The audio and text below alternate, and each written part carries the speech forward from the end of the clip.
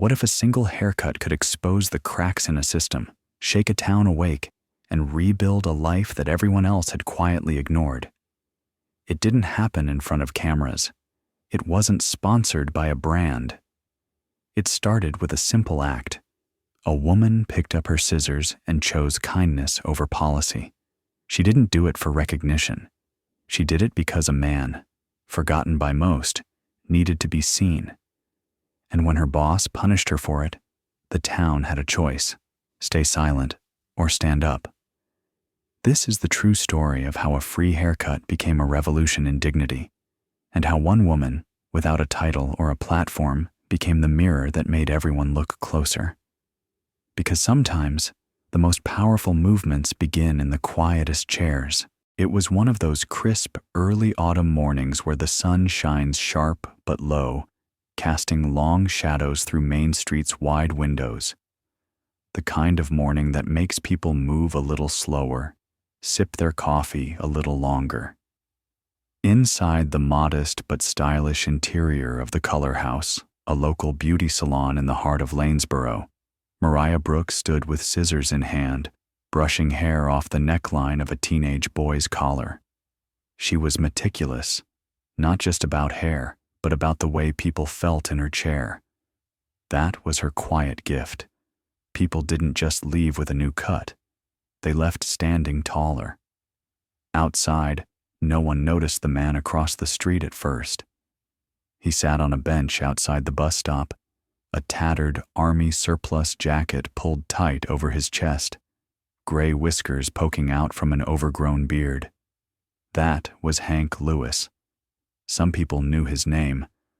Most just called him the guy who used to teach history, or the vet who walks to the shelter every Thursday. But Mariah noticed. She always did. She finished with the teen, waved goodbye, then peeked through the window at Hank. Something about the slope of his shoulders looked heavier than usual. Without hesitating, she filled a mug with fresh coffee and stepped outside. "You warm enough, Mr. Lewis?" she asked softly. Hank looked up, startled, then nodded. "Just waiting for the world to turn," he joked. She smiled. "Why don't you come in? Let me clean you up a bit." "Don't got much to clean," he said. "Well," she said, holding open the door, "everyone deserves to feel like they matter." What happened next wasn't loud. It wasn't public. It was simply human. Mariah sat Hank down in her chair, combed through his matted hair, and began snipping. She worked carefully, gently, as if trimming pain away with each lock. He barely spoke. But when she finished and turned him to the mirror, he stared, longer than most. "It's me again," he said quietly. Then came the moment that changed everything. Veronica Chase, the salon's owner, walked in early, high heels clicking, Bluetooth in her ear. She paused mid-step when she saw Hank in the chair. Her lips pursed, her eyes narrowed. "Mariah," she snapped. "Who authorized this?" Mariah didn't flinch. "He's a vet. I offered him a haircut, no charge." Veronica's face hardened. "You offered him charity under my roof?" Hank looked down instantly. Shame spilled across his face like spilled coffee. "I'll pay," he mumbled. "Didn't mean to cause trouble." Mariah stepped between them. "You don't owe anything. You've paid more than most ever will." But Veronica didn't hear it. "If you're giving away services, you're costing me money. You want to run a charity? Do it on your own time. You're done here." The words came sharp, cold, final. Mariah looked stunned, but not surprised. Hank stood up slowly, refusing to let the weight fall on her. But it already had. And in that moment, right there, in a small salon on Main Street, two things happened. A man was reminded what it felt like to be invisible. A woman decided that losing a job was better than losing her soul. When word spread that Mariah Brooks had been fired for giving a free haircut to Hank Lewis, it didn't move like breaking news. It moved like a whisper at first, a neighbor telling a neighbor, a student passing it to a parent. But in towns like Lanesboro, whispers don't stay small for long, especially not when they brush against something everyone secretly feels, the line between policy and principle. Across town, a barista named Dante was the first to post it to Facebook. Mariah Brooks gave a veteran a free haircut. Her boss fired her. If you think that's wrong, say something. The post got 4 likes in the first hour, then 20, then 100. By the time Veronica Chase opened the Color House the next morning, the post had over 3,000 shares. Inside the shop, things felt different. Clients canceled appointments. A few stylists called in sick. Veronica brushed it off, telling the receptionist, "It'll blow over." It didn't. Down the block, Hank Lewis sat at the same bus stop, unsure of what to do. He'd spent years keeping his head down, trying not to be a burden. Now his name was everywhere. Some strangers even thanked him. Others dropped off small care packages, food, gloves, a handwritten letter that read, "Your story reminded me of my grandfather." But for Hank, it wasn't about free gifts. It was about dignity. For the first time in years, people weren't looking past him. They were looking at him. Meanwhile, Mariah sat on the edge of her twin bed, scrolling through comments. She hadn't expected this. She didn't post the story. She wasn't looking for sympathy. She was trying to figure out how to pay rent. A knock came at her door. It was her neighbor, Naomi, a retired teacher who always wore bright scarves and smelled like cinnamon tea. "You okay, hun?" she asked. Mariah nodded. "Yeah, just overwhelmed." Naomi handed her a brown envelope. Inside was a check for $500. "It's not charity," Naomi said. "It's an investment. You stood up for the right thing. Now let us stand behind you." Later that evening, Naomi organized a town meeting. The cafe on Oak Street filled up fast. People brought folding chairs and casseroles. A young reporter from the local paper took notes, while a middle schooler read a speech titled, "Why Kindness Shouldn't Cost You Your Job."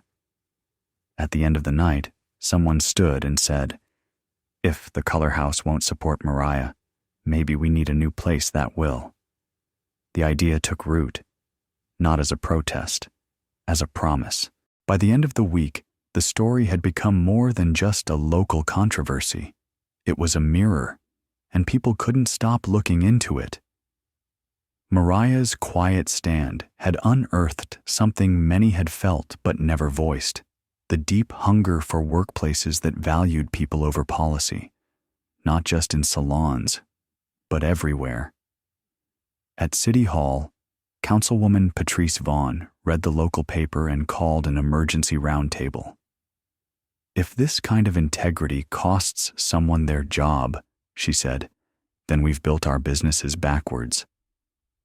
Across town, old clients began texting Mariah, not just with support, but with ideas. One offered unused retail space. Another, a former business professor, offered mentorship. A group of cosmetology students offered free labor. Mariah kept saying the same thing. "I didn't do anything heroic. I just didn't look away." But people needed her to understand that not looking away, especially when it costs you everything, is exactly what heroism looks like in real life. The whisper that started on Facebook had grown into something louder. One morning, a letter arrived. Handwritten, no return address. It read, "I saw what you did for that man. My son came back from the Marines and wouldn't let anyone near his hair for years. He watched your story online. Yesterday, he asked me for a haircut." Mariah cried reading it, not because it made her feel proud, but because it reminded her why she chose this work in the first place. It wasn't about styling. It was about seeing. Meanwhile, Veronica Chase was fighting a war of optics. She released a cold statement on the salon's social media page. While we regret that Ms. Brooks chose to ignore company policy, we wish her the best. The post backfired instantly. Comments exploded. You didn't lose a stylist. You lost your soul. Kindness shouldn't be against company policy. We're with Mariah. Within 48 hours, her page was deactivated, but the damage was already done. On Saturday, Mariah received a phone call she never expected. Mayor Arlo Jennings wanted to meet. They sat at a quiet cafe just off Main. No cameras, no speeches, just conversation. "You remind me of my grandmother," he said. "She used to cut hair for free during the war, said dignity didn't have a price tag." Then he handed her a folder. Inside, a small business grant application, already approved. $20,000 in startup funding. Mariah was stunned. "Why me?" she asked. "Because in a world where everyone's branding themselves as real, you were." The new salon wasn't glamorous. It didn't have marble floors or gold-framed mirrors. It had second-hand chairs, a used espresso machine that gurgled more than it brewed, and a paint job that relied more on goodwill than contractors. But it had heart. It had soul. And for the first time in her career, Mariah Brooks wasn't just standing behind a chair. She owned it. The salon was named The Second Look, a nod not just to hair makeovers, but to people like Hank Lewis, who deserved to be seen again, properly, for who they truly were. The grand opening was scheduled for Veterans Day, not by coincidence, but by intention. Hank arrived early that morning. He wore the same jacket, now mended at the seams. His beard was trimmed. His shoulders carried a different weight, still heavy but steadier. "Still giving away haircuts?" he teased. "Only to my best clients." Mariah smiled, gesturing him inside. The ribbon cutting wasn't led by a politician or a business sponsor. It was Hank who did it, with a pair of salon scissors, and a hand that only trembled a little. The crowd clapped. Some cried. Others simply watched in awe as a woman who had once been fired for her compassion now stood in front of a business built on exactly that. Inside, the walls were lined with photos of local veterans, hand-painted quotes about resilience, and a bulletin board labeled The Dignity Wall. People could pin thank you notes, job offers, housing leads, whatever support someone might need. Within a week, every appointment slot was full. But success didn't go unnoticed. Veronica Chase drove past The Second Look 3 times that first day. She didn't stop, but she saw the crowd, the cameras, the joy. By the 3rd week, the color house was almost empty. Staff left one by one, most without confrontation. Some left Mariah notes. One simply wrote, "Thank you for showing us what leadership actually looks like." Mariah never gloated. She never posted revenge tweets. She didn't have to. The work spoke louder than her words ever could. One night, she stayed late cleaning. The sun had set, and the hum of the heater was the only sound. She looked around, at the flickering neon sign in the window, at Hank's photo on the wall, at the neatly folded smocks on each chair. "This," she whispered, "is what dignity builds." It arrived in a plain white envelope. No return address, no postage stamp. Just the words, "For Mariah," scrawled in blue ink and slid under the door early one morning. She found it as she opened The Second Look, sweeping away leaves blown in overnight. Inside was a letter, folded once, ink slightly smudged, the kind that feels more like a confession than a note. "Dear Mariah, I don't know if you remember me. I came into your chair once years ago. It was just a trim. I didn't talk much. You didn't push.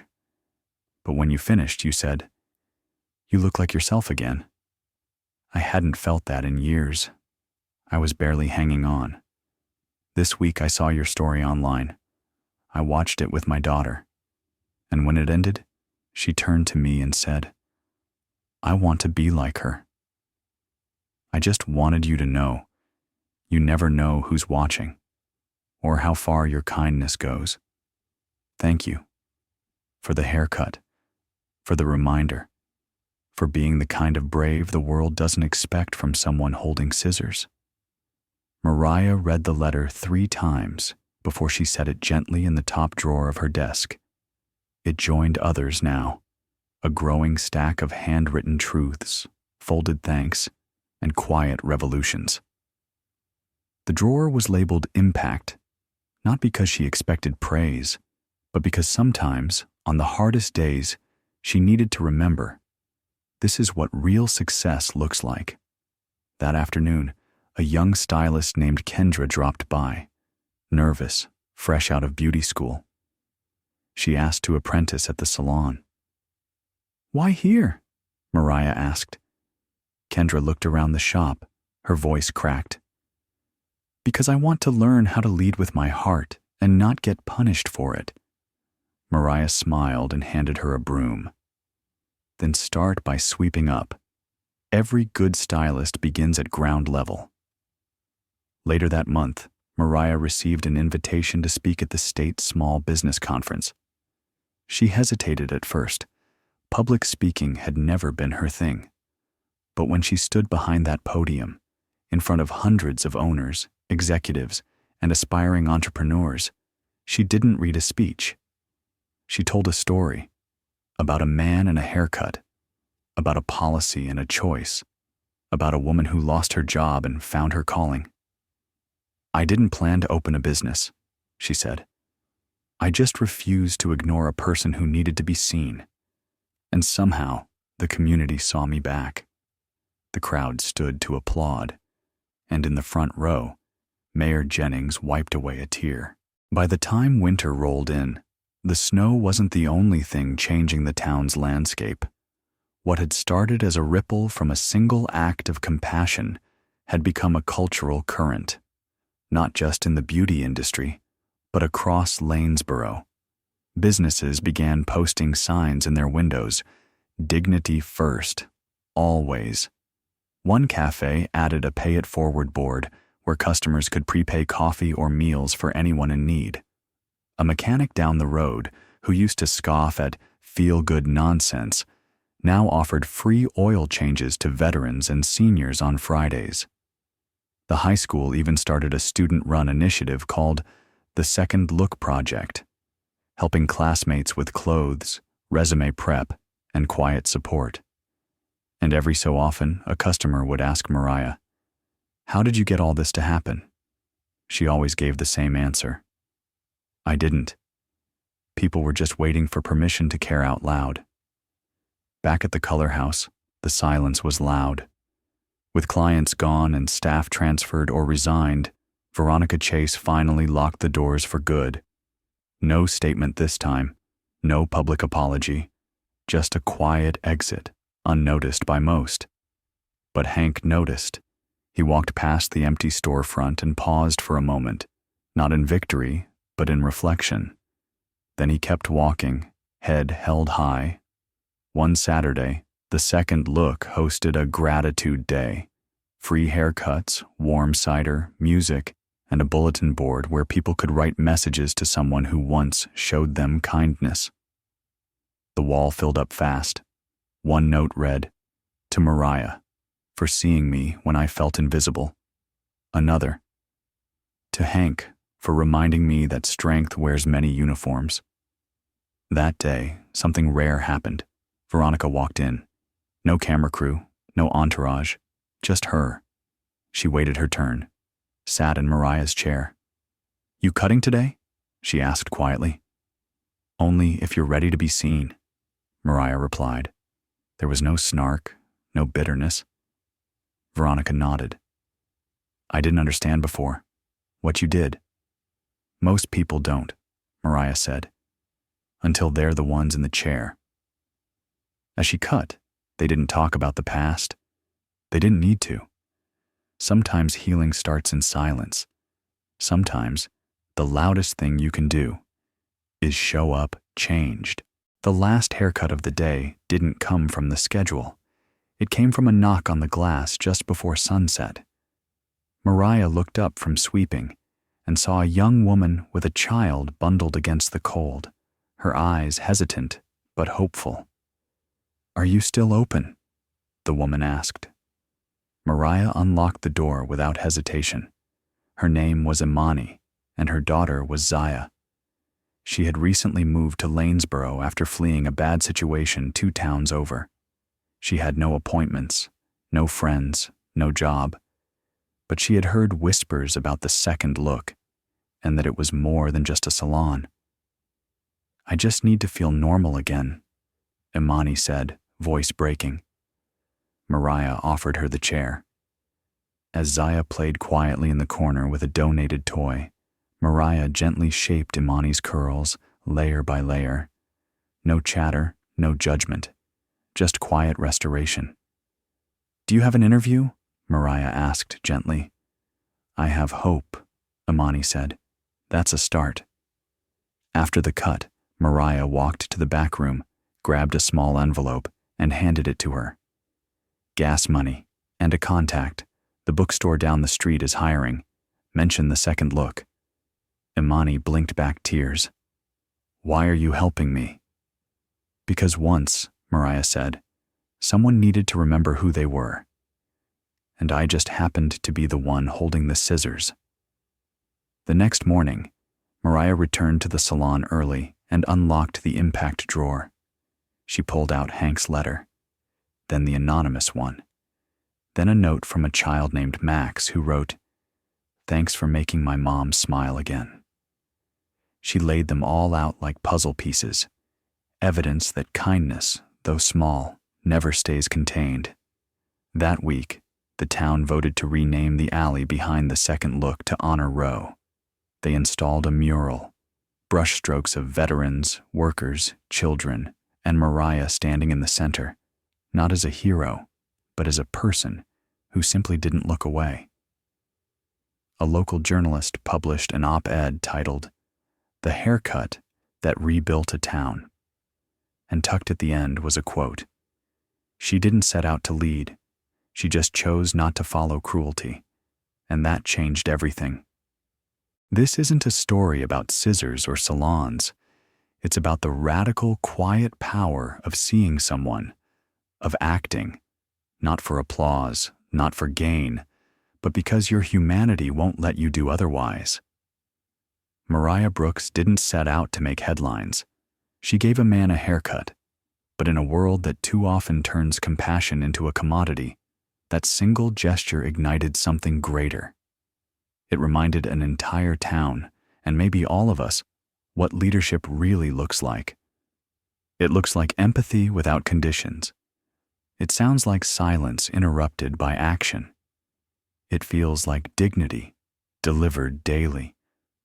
Because at the end of the day, true change doesn't always start from a podium. Sometimes it starts in a barber chair, with a woman who refused to look away. So the next time you wonder what difference one small act can make, remember this. You don't have to fix the world. You just have to see the person in front of you and choose not to walk away.